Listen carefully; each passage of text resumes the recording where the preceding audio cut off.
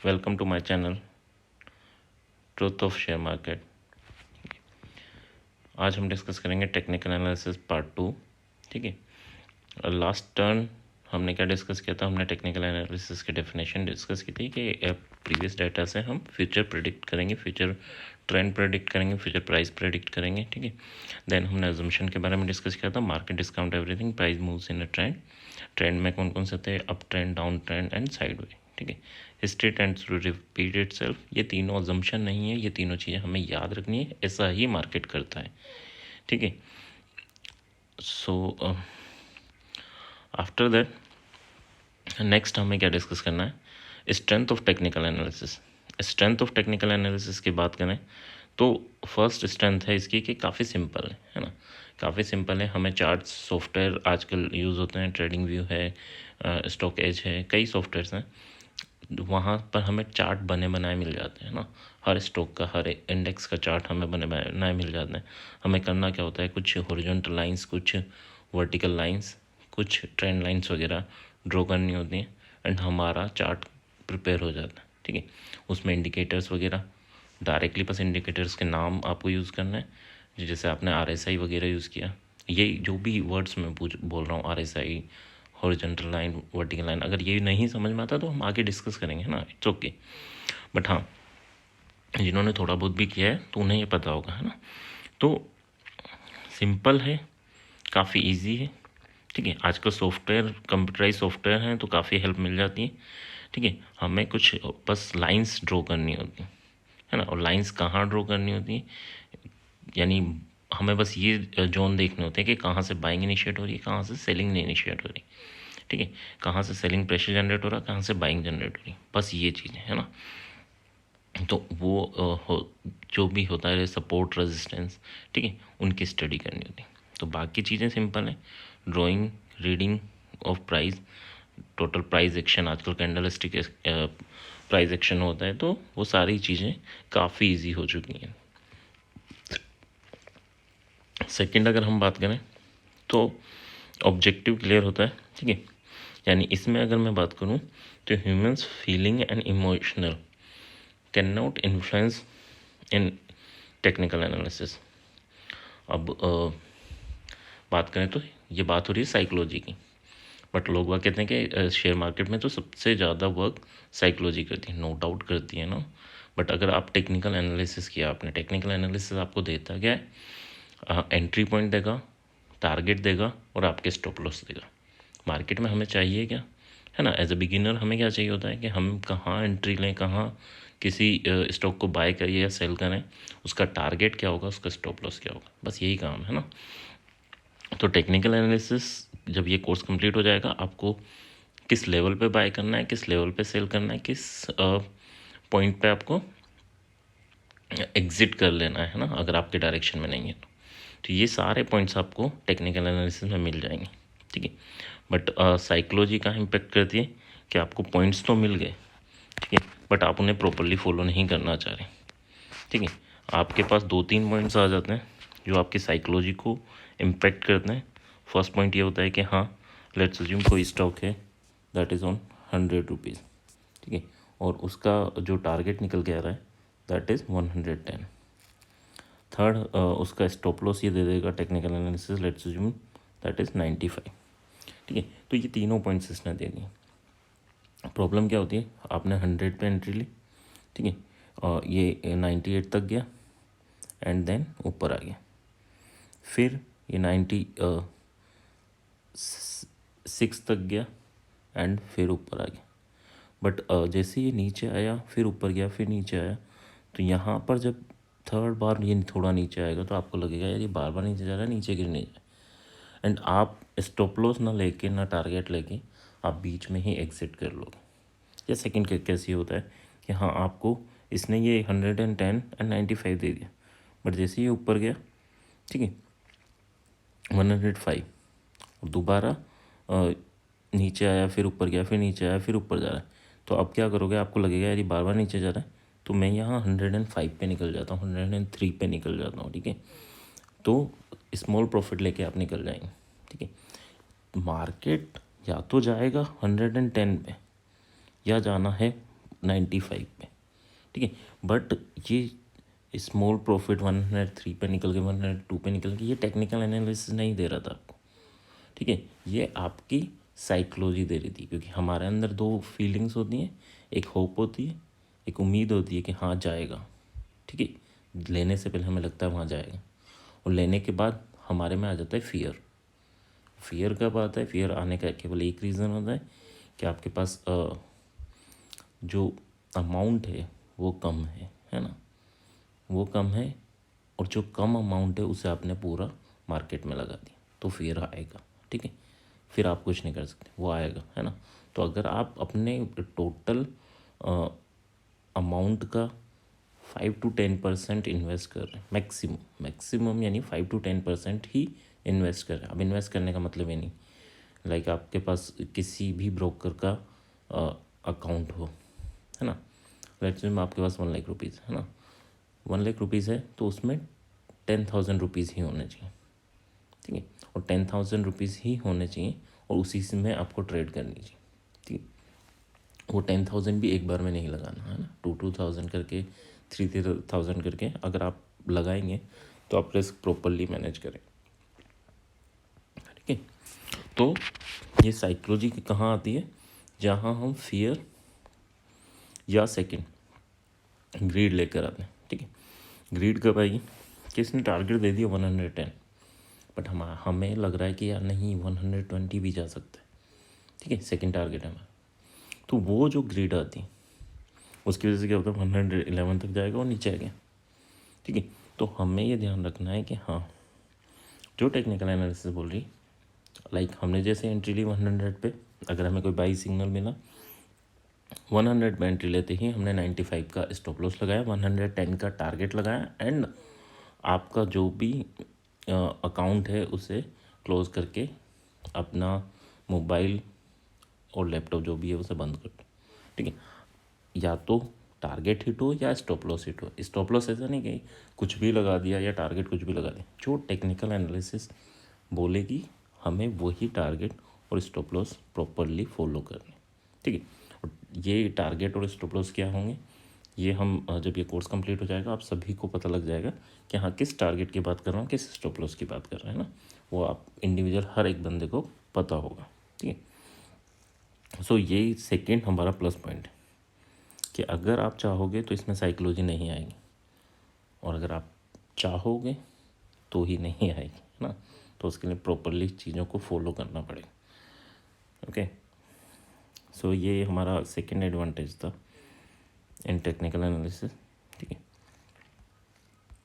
Third अगर हम बात करें तो ये जो टेक्निकल एनालिसिस है वो काफ़ी फ्लेक्सिबल है मतलब लाइक मैं निफ्टी के लिए टेक्निकल एनालिसिस सीखा तो मैं उसे बैंक निफ्टी में फॉलो कर सकता हूँ, मैं उसे पर्टिकुलर हर स्टॉक्स में फॉलो कर सकता हूँ, ठीक है। मैं उसे इंडियन मार्केट छोड़ के मैं यूएस मार्केट में भी फॉलो कर सकता हूँ, आजकल क्रिप्टो मार्केट चल रहे हैं उसमें भी फॉलो कर सकता हूँ।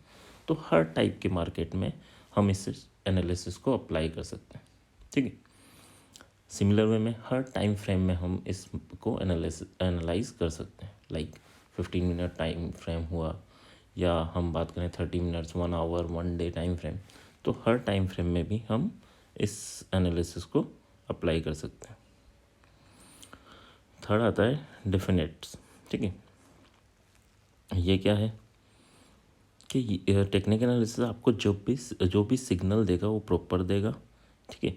वो प्रॉपर सिग्नल किस टाइप से देता है,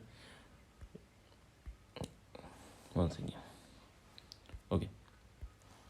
लाइक अगर हम बात करें जो भी प्राइस चल रही है, जो मार्केट में प्राइस चल रही है वही 100 एंड 110 की बात कर लेंगे। मार्केट ऊपर से गिर रहा है 110 से 100 तक आया, एंड यहाँ से ऊपर गया 102 तक, देन नीचे आया, एंड देन ये इसके ऊपर आ रहा है, ठीक है, इस पॉइंट के, यानी ये कहलाती है नेकलाइन। नेकलाइन के ऊपर सर्वाइव करता है तो हम यहाँ पर बाई इनिशिएट कर सकते हैं। डबल बॉटम स्ट्रक्चर है, आगे इसकी भी स्टडी करेंगे, बस इसकी स्ट्रेंथ फाइंड आउट करने के लिए, स्ट्रेंथ एक्सप्लेन करने के लिए मैं थोड़ा सा एग्जांपल दे रहा हूँ, ठीक है। तो यहाँ पर ये अगर सपोर्ट लेता है तो आप बाइंग इनिशिएट कर सकते हो, ठीक है, या इसे क्रॉस भी करता है तो भी बाइंग इनिशिएट कर सकते हो। एंड इसके टारगेट यहाँ तक के होंगे, ठीक है, जहाँ से गिरना स्टार्ट हुआ था। तो ये इसके टारगेट, एंट्री पॉइंट सब डिफिनेट है ना, सब पॉइंट क्लियर हैं, स्पेसिफाइड हैं। यहाँ एंट्री है, यहाँ आपका टारगेट है, और ये बॉटम लाइन आपका स्टॉप लॉस, क्लियर। तो सारे पॉइंट्स आपके क्लियर होंगे, है ना। नेक्स्ट अगर हम बात करें, ये 4 जो पॉइंट्स हैं, ठीक है, ये इसकी स्ट्रेंथ है टेक्निकल एनालिसिस की। बात करें हम वीकनेस ऑफ टेक्निकल एनालिसिस कौन कौन सी होती हैं, ठीक है।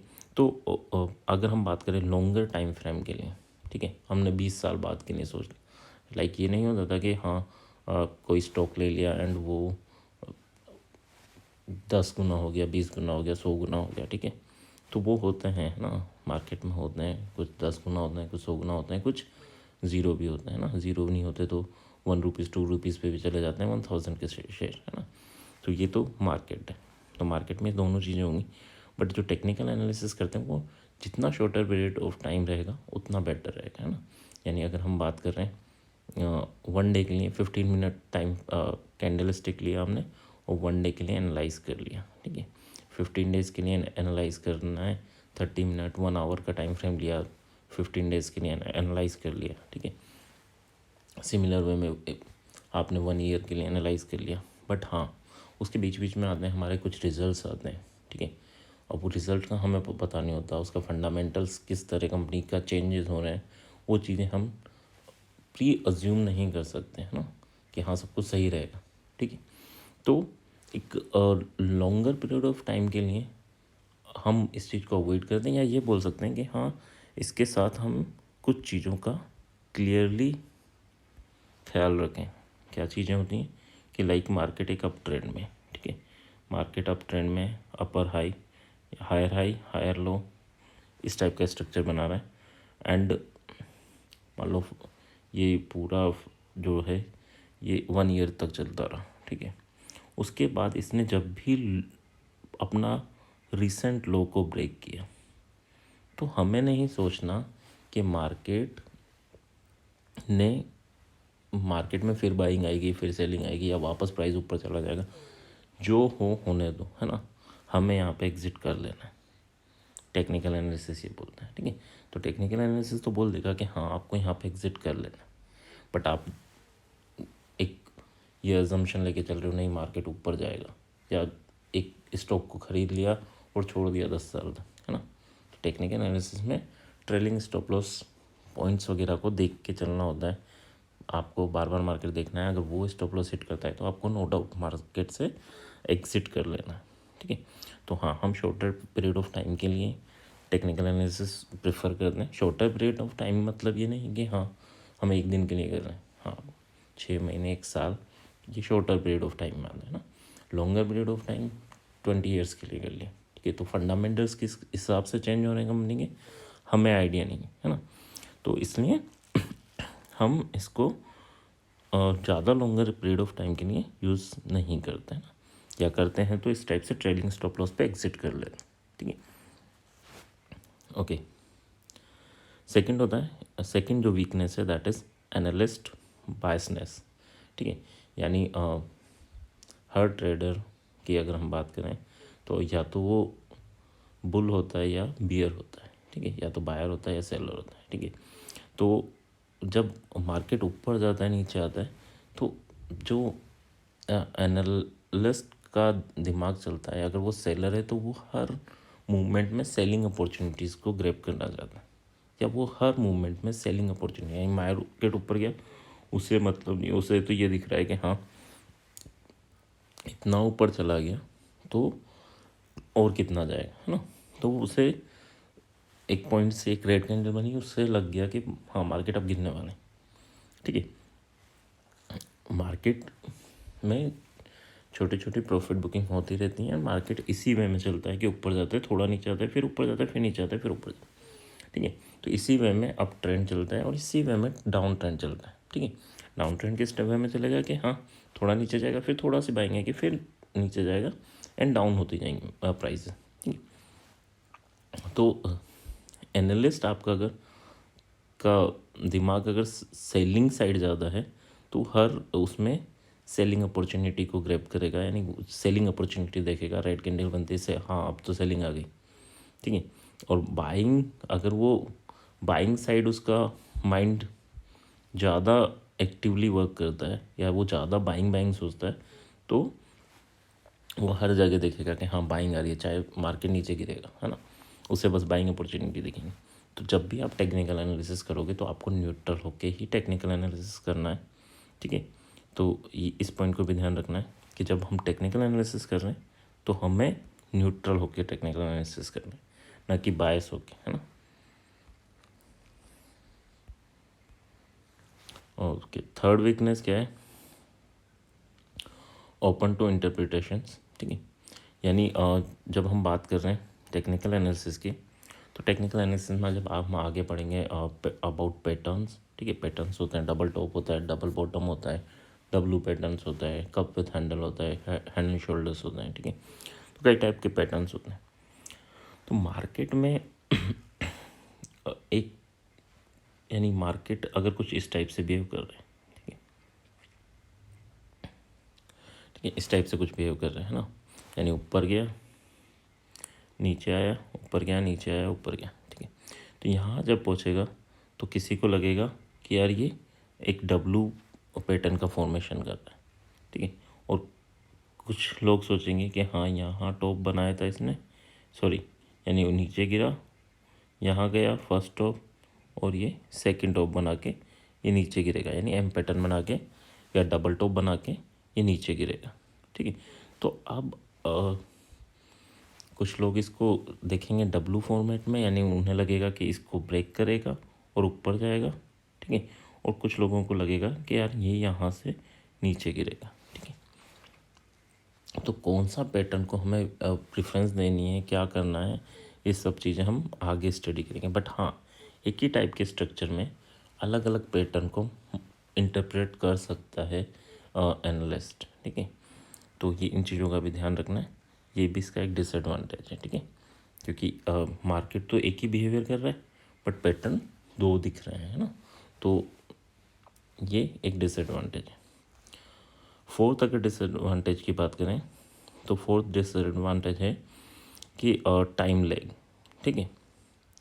तो टाइम लैग का क्या कंसेप्ट है? टाइम लैग का कंसेप्ट ये है कि आपने मान लो आपको किसी पॉइंट पे मान लो एंट्री मिली, ठीक है, आपको किसी पॉइंट पे एंट्री मिली और मार्केट ने वहाँ पर कंसोलिडेशन किया, यहाँ पर आपको एंट्री मिली और ये इसके टारगेट है, ठीक है।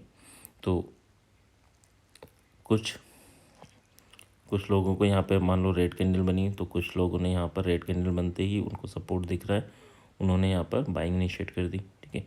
कुछ लोगों ने यहाँ पर बाइंग की, कुछ लोगों ने यहाँ, यानी अलग अलग लेवल पर बाइंग की, क्योंकि बाइंग हो रही है तो मतलब कैंडल ऊपर जा रही है तो प्राइस ऊपर जा रही है। कुछ लोग 100 पे बाय कर रहे हैं, कुछ 101, कुछ 102 पे बाय कर रहे हैं, कुछ 103 पे बाय कर रहे हैं। सिमिलर वे में जब अगर हम बात करें 100 to 110, ठीक है, तो कुछ 110 पे निकल जाएंगे और कुछ 109, कुछ 108, ठीक है। तो वो